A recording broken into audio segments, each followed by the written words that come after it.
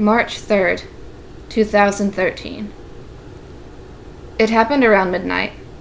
My mom and dad were out of town, and I got stuck at home with my older sister. She went to bed early, but I stayed up to watch scary movies. My parents didn't like for me to watch anything that had more than a PG rating, but my sister couldn't care less. I watched Scream, and found myself cowering under a blanket, waiting for the shrill ring of our landline.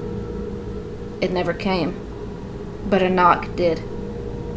Like my parents always told me, I didn't answer it. But the knocking continued, growing louder and louder before stopping. Then came a small voice, slithering into the room and sending a chill down my spine.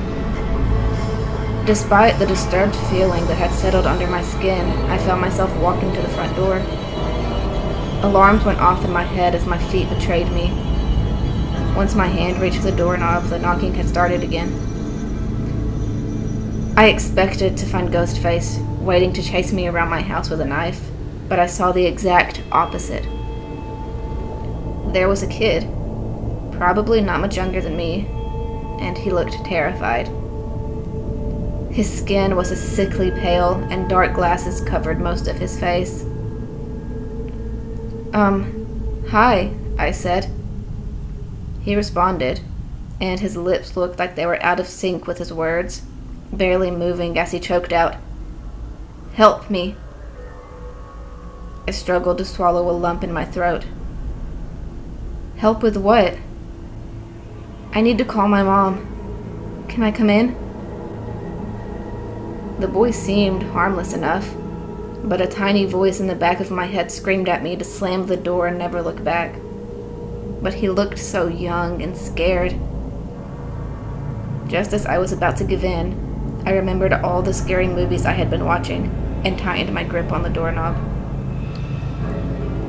"I can't let strangers in," I explained. The boy's face shifted, eliciting another chill that washed over my whole body. "I need help." He said it so calmly. He slowly pulled away his glasses, almost hypnotically, revealing pitch-black orbs.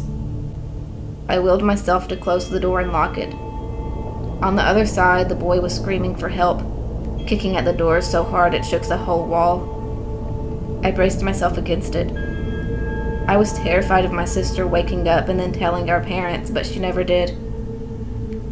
The boy eventually stopped throwing a fit against the front door, and I sprinted into my bedroom and hid under the blankets.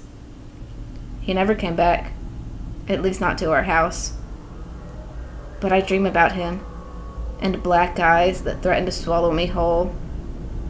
I don't think I can ever forget that face, or the eyes that haunt my nightmares every night.